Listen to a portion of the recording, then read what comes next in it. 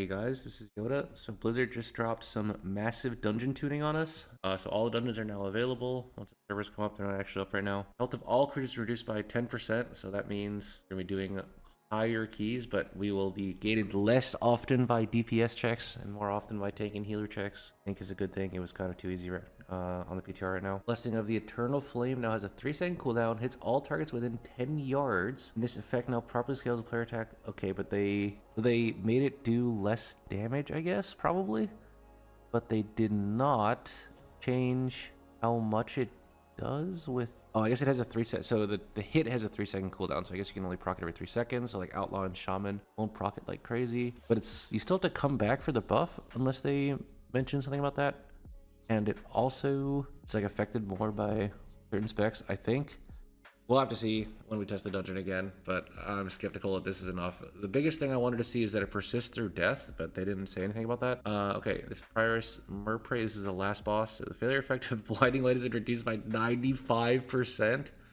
I don't know, I think if you were looking at the boss when it finished casting Blinding Light, you deserve death, but whatever. You'll still be disoriented and need a dispel, I guess. The Neophytes, this is like the fixate mobs that happen at the end of the fight. Are overwhelming damage reduced.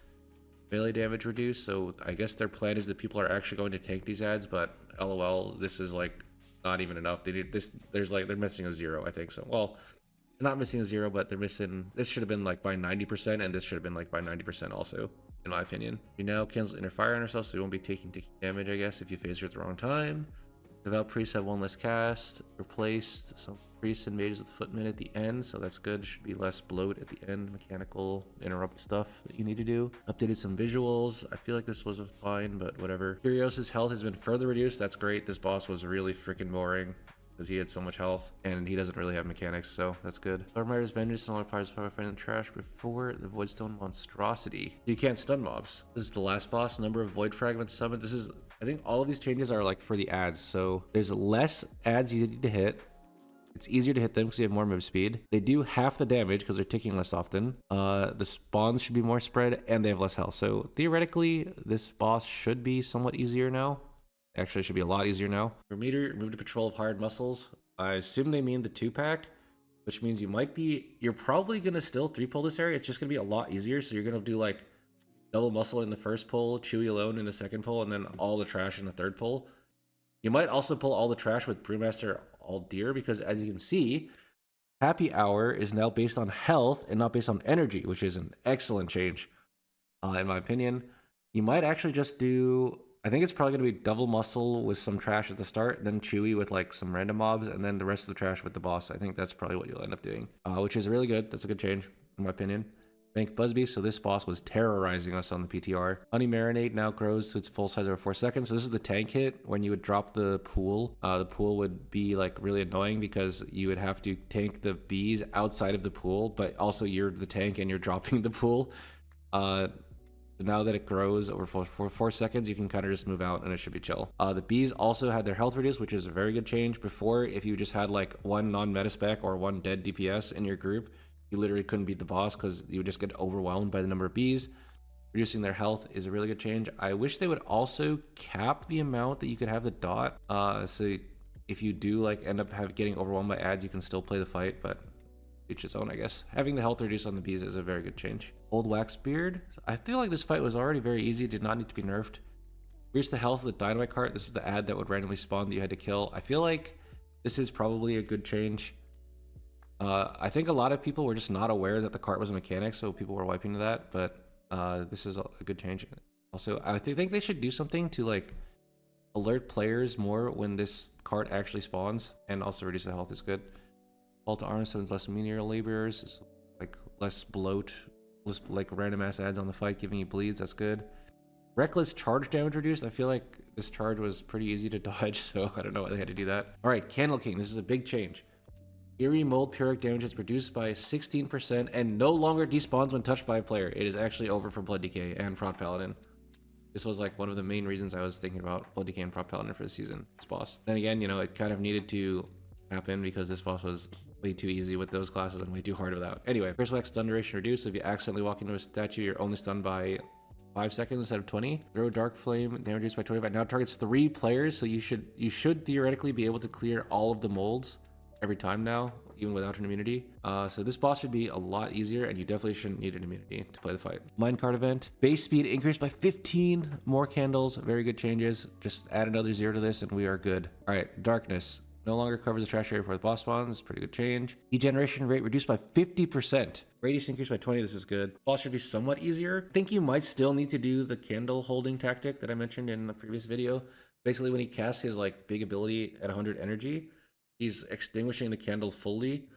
So if you don't have like a candle pre-prep to walk into it, then you're gonna get feared by his. You're gonna get like penalized for having 0% on the candle.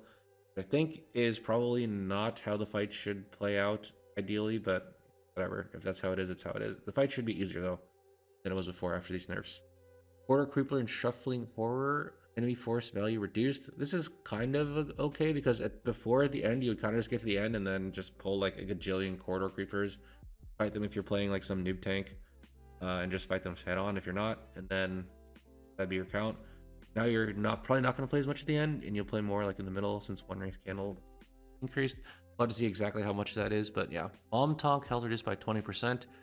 The mobs at the start. Rocket Barrage will have less swirlies. That is good. Bomb Tonks having less health means basically the way the workshop plays right now, at least in like high PTR keys, lol, is that you pull the whole room and then you need to kill the Bomb Tonks before you run out of AoE stops / silences. And this health reduce will make it a lot easier. And then your tank needs to survive like a gajillion mobs hitting him, but that's easy.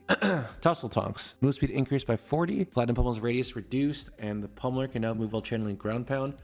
So this is a good change. Before, you basically had to always be moving the boss from one hammer to the other. Otherwise, you wouldn't make it like to the next hammer before he casts Platinum Plating. With these changes, you almost certainly will be able to do that. Platinum Pummel radius decreased means melee will probably not have to lose uptime while they're hitting the boss when the tank has the buster, so it's also a good change.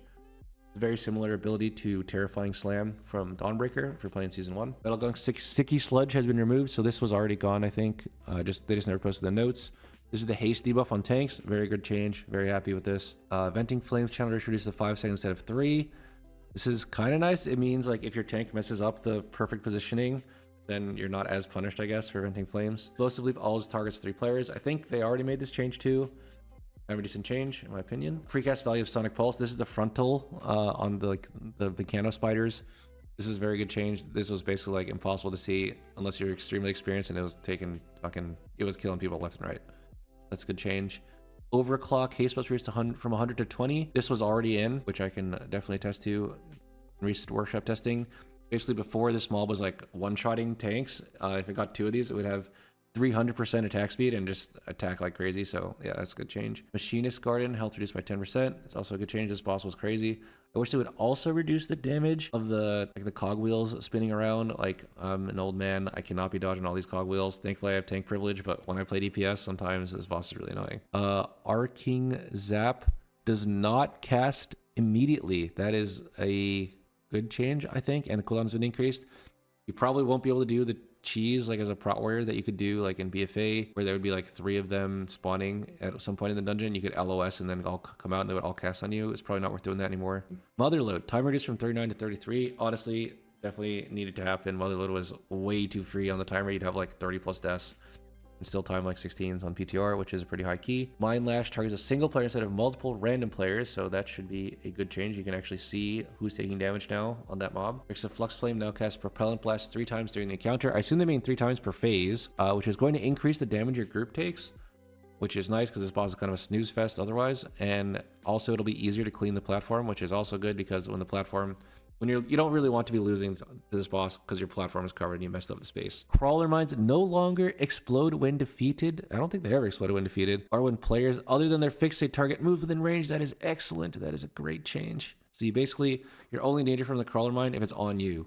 You can't just like walk it into melee and kill the tank by accident. Homing missile will now be notified.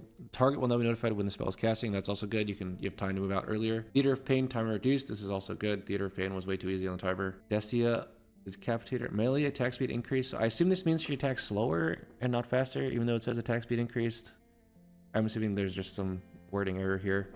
Not sure if this was needed. Cast time increased from 2.5 to 4 seconds. This is so long. So this is the big AoE hit. Mortal Strike duration reduced by 50% and healing reduction increased. So I guess they want it to be like a more impactful tank buster instead of just kind of having it up for most of the fight. Pasturin melee damage reduced by 55. Oh my god, they really want this fight to be easy for tanks. No longer cast Plague Vault. Noxious Spores is easier to move out of and cast less often. That is good. Bathel Withering Touch now targets 2 players, reduced from 5. So this boss is going to be a joke now, I guess. Searing Death, duration reduced. So yeah, this boss is going to be extremely easy now, I think. Wealth Rock, ability pacing adjusted. Well of Darkness, duration reduced.